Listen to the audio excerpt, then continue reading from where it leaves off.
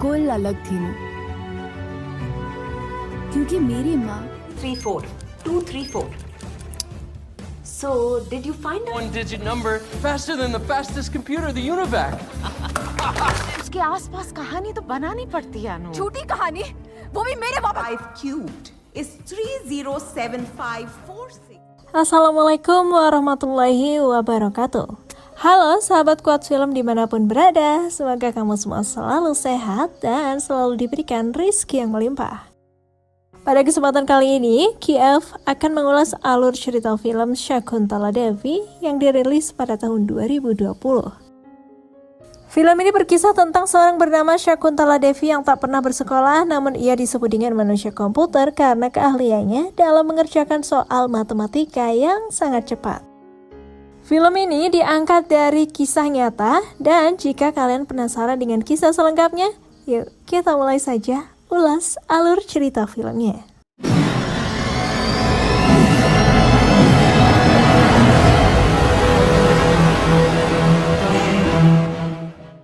Film dimulai pada tahun 2001 di London. Seorang perempuan muda tengah menuju sebuah tempat. Mata perempuan itu tampak tak yakin meskipun sedari tadi ia bernarasi bahwa ia tak gentar sedikit pun. Ia adalah Anu. Hari itu ia berniat menggugat ibunya sendiri, sang matematikawan terkenal yang bernama Shakuntala Devi, yang menurutnya ibunya telah mencoba merebut usaha miliknya. Waktu berjalan mundur. Di Bangalore pada tahun 1934, hari itu Shakuntala kecil yang masih berusia 5 tahun mengejutkan seisi rumahnya setelah sepupunya mengetahui bahwa gadis itu dapat menyelesaikan soal matematika seperti akar pangkat dan perkalian 8 digit. 4 5 6 7 5 2 5 9 3 6 5 4 8 7 5. Kemudian, ayah Shakuntala mengajaknya pergi dari sekolah ke sekolah untuk memperlihatkan kemampuannya dalam matematika. Sejak saat itulah ia mendapatkan uang dari sekolah tersebut. Shakuntala ingin sekali duduk di bangku sekolah, namun ayahnya berkata bahwa itu tidak perlu karena ia sudah pintar. Hari berganti, terlihat Shakuntala tengah asyik bermain dengan saudaranya Sarda yang sakit sehingga harus duduk di kursi roda. Ayahnya yang baru pulang memintanya untuk berlatih karena ia punya jadwal pertunjukan yang sangat padat. Namun Shakuntala menolak karena ia ingin bermain dengan kakaknya yang bernama Sarda. Mendengar hal itu, karena ibunya tidak ingin melihat sang ayah marah, ia pun meminta Shakuntala untuk menuruti permintaan sang ayah.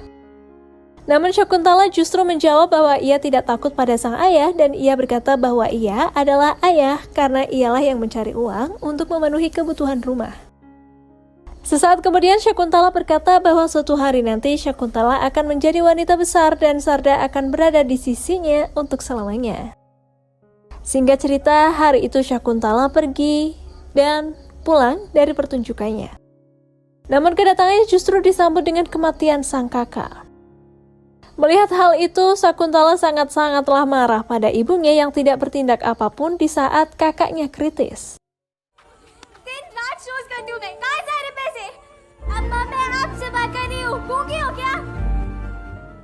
Shakuntala kemudian berjanji bahwa kemudian hari ia akan menjadi seorang wanita yang sangat besar dan juga hebat. Ia bahkan berkata jika ia tidak akan menjadi wanita seperti ibunya yang hanya bisa terdiam melihat anaknya yang sakit. Waktu terus berjalan. Hari itu di Bangalore tahun 1954. Shakuntala masih saja melakukan pertunjukan matematikanya dan kali ini ia mendapat banyak sekali tepuk tangan yang sangat meriah. Setelah pertunjukan itu, Shakuntala pergi ke rumah kekasihnya yang juga hadir di pertemuan itu. Ia adalah Deraj, seorang pria yang menjanjikan akan menikahi Shakuntala. Awalnya, semua terasa indah hingga akhirnya Shakuntala menemukan undangan pernikahan Deraj dengan perempuan lain. Melihat hal tersebut, ia pun marah dengan menembakkan senapan api pada kekasihnya tersebut, kemudian ia pergi dari sana.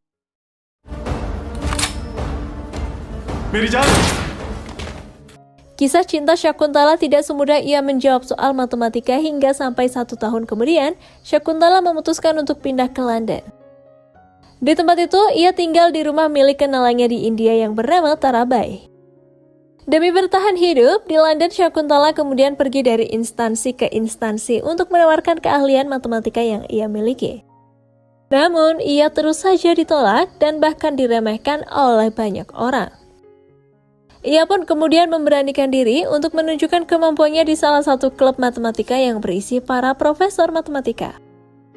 Di tempat itu, ia mendapat tepuk tangan yang sangat meriah berkat kecepatannya dalam mengerjakan soal matematika.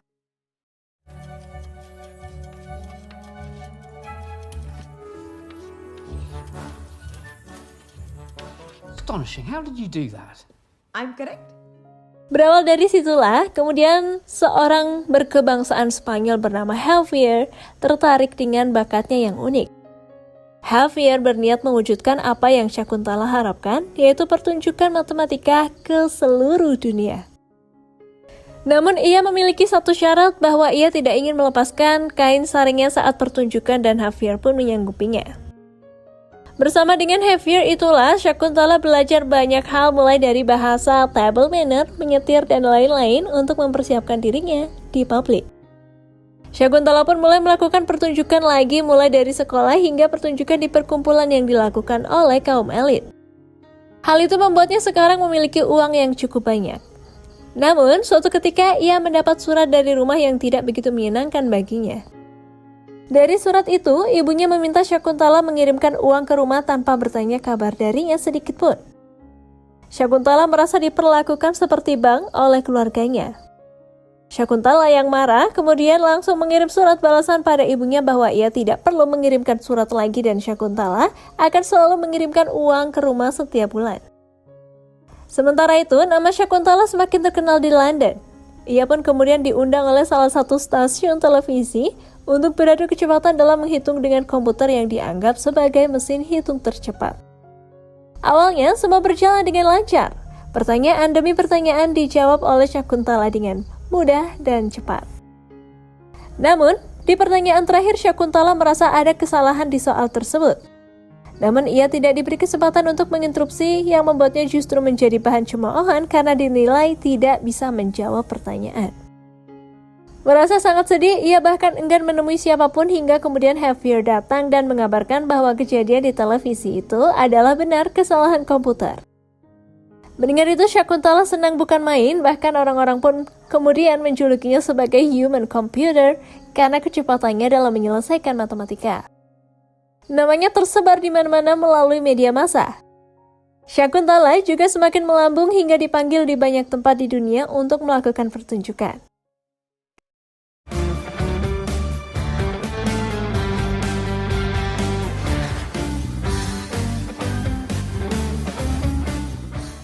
Dari pertunjukan itulah, kemudian ia dapat membeli rumah untuk ia tinggali, mobil, dan semua kemewahan yang ia punya.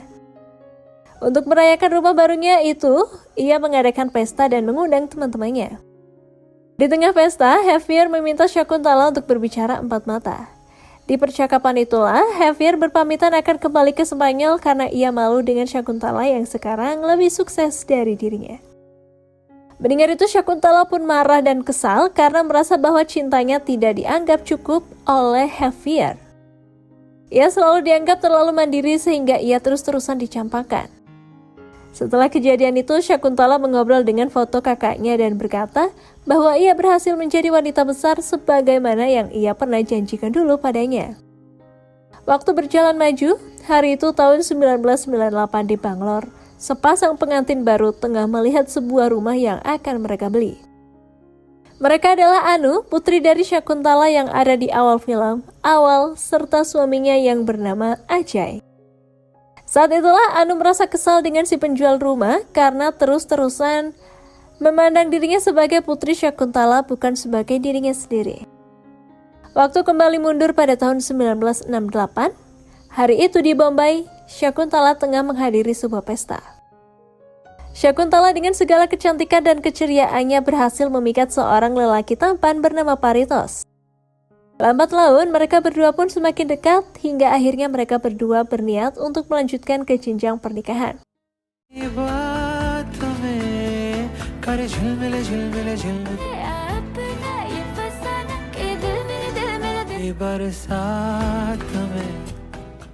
Sebelum menjalani hubungan yang lebih serius, Paritos ingin bertemu orang tua Syakuntala karena ia ingin meminta restu kepada keduanya.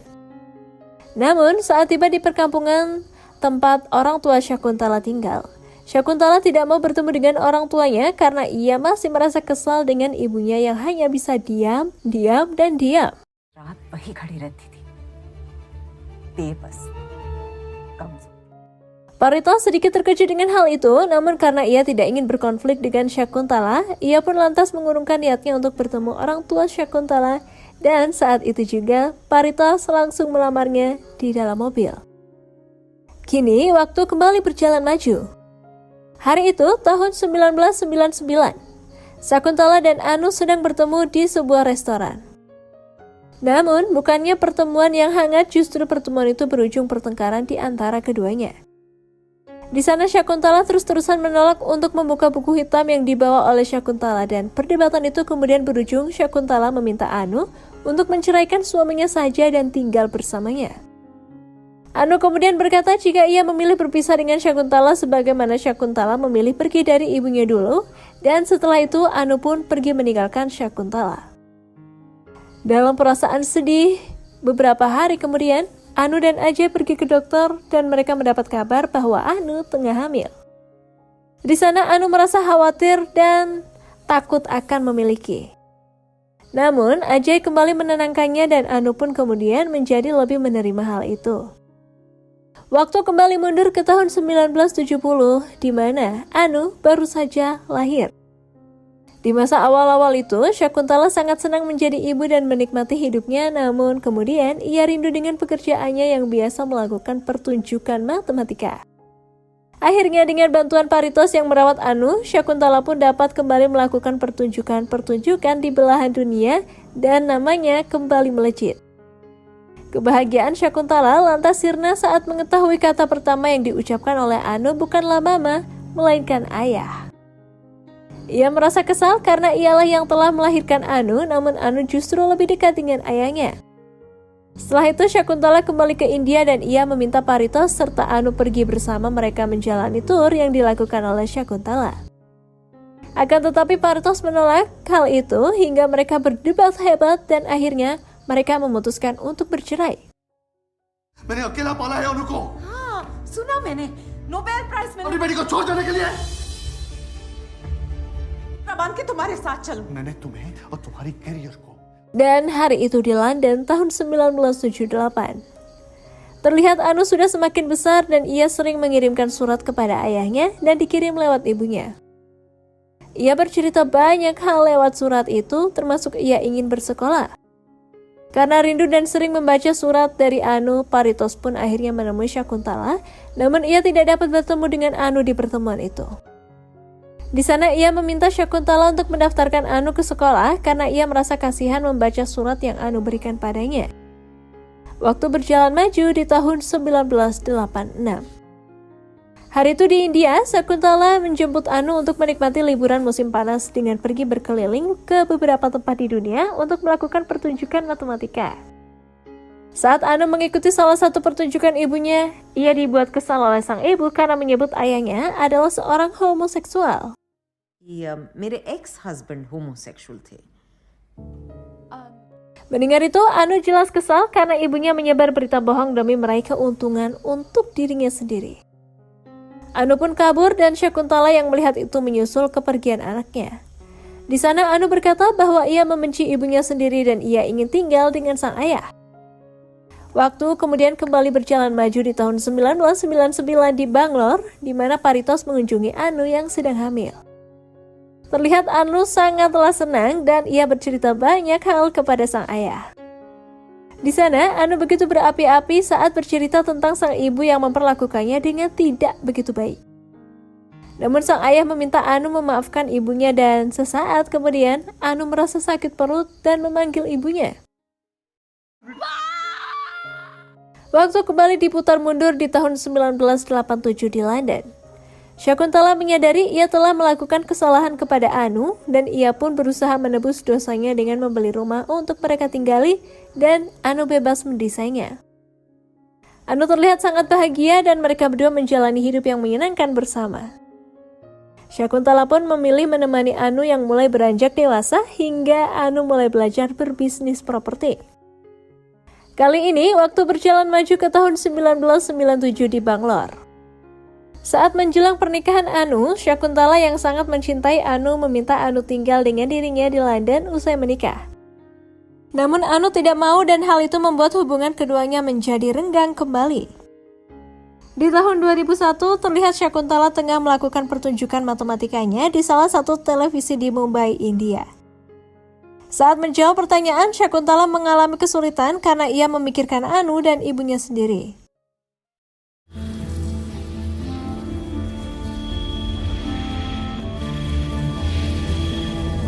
Shakuntala ji, Shakuntala ji, वो सर में बहुत दर्द हो रहा है. Merasa bersalah dengan apa yang ia lakukan, Syakuntala pun kemudian kembali ke desa tempat keluarganya tinggal. Sesampainya di sana, ia mendapati rumahnya telah kosong dan hanya ada bayang-bayang kenangan masa lalu akan keluarganya yang tersisa. Di sana Syakuntala kemudian menangis setelah menemukan sebuah kotak berisi potongan berita tentang dirinya dan benda-benda yang mengingatkannya pada sang ibu. Ia merasa begitu bersalah dan kemudian Syakuntala terlihat menelpon pengacaranya. Masih di tahun 2001, terlihat Anu baru saja membuka bisnis propertinya dan ia pun tidak mengesampingkan kewajibannya sebagai ibu. Saat sedang menidurkan bayinya, tiba-tiba Ajay mengabari bahwa ibunya telah menggugat Anu atas usaha properti miliknya yang ada di London. Anu pun merasa begitu resah mendengar kabar tersebut. Singkat cerita, akhirnya Anu harus pergi ke London untuk menggugat balik ibunya karena telah mencoba menghancurkan pondasi finansialnya. Saat itu, ia bertemu dengan sang ibu dan ia merasa sangat gentar setelah pengacaranya mengatakan gugatan Anu kepada Syakuntala. Syakuntala pun justru menerima gugatan itu dan ia siap dipenjara atas gugatan anaknya. Mendengar ucapan ibunya, Anu lantas menangis dan Syakuntala pun kemudian ikut menangis. Ia berkata bahwa ia tidak ingin dibenci oleh anaknya sendiri karena ia sangat menyayangi Anu melebihi dirinya sendiri. Karena situasi semakin tidak kondusif, akhirnya pertemuan itu ditunda untuk beberapa minggu ke depan. Di sana, Anu masih menangis sendirian di ruangan itu dan ia pun kemudian mengambil buku hitam yang dibawa ibunya. Tidak seperti dugaannya selama ini, buku hitam itu ternyata berisi kenangan masa kecil Anu dan Anu pun menunjukkan foto-foto itu pada Ajay sembari menangis setelah melihat bagaimana sayangnya sang ibu kepadanya.